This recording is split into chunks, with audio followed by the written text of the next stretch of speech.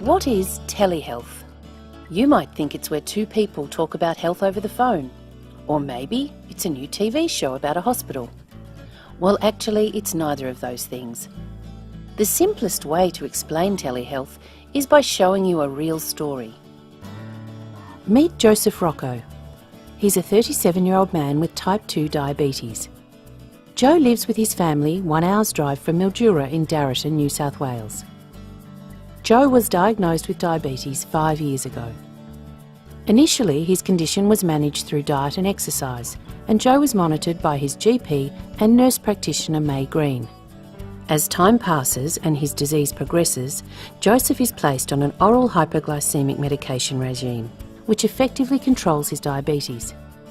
Recently, he's been feeling very tired, and he's noticed that his postprandial blood glucose levels are becoming increasingly unstable, often rising over 14.5 millimoles per litre. He's also experiencing a new symptom of having to get up to void 1 to 2 times during the night. May, his nurse practitioner, decides to refer him to Dr. Elwood, an endocrinologist who's based in Adelaide, who Joe has seen before. Without telehealth, Joe would need to make the 5-hour trip to Adelaide to see the endocrinologist. This means travel, expense, overnight accommodation and extra stress on Joe. With telehealth, Joe is able to make an appointment to see his endocrinologist with his nurse practitioner. May gathers all the documentation Dr. Elwood will need, including the pathology results, Joe's diet and exercise diary, and the records of his blood glucose levels. She passes all of this on to Dr. Elwood and books a telehealth consultation for 1 week's time, which will be held at Joe's local clinic, a 10-minute walk from home. During the telehealth consultation, May Green is with Joe.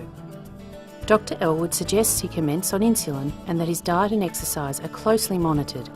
He recommends that Joe sees his nurse practitioner on a weekly basis. 3 months later, another telehealth conference is arranged to check on Joe's progress.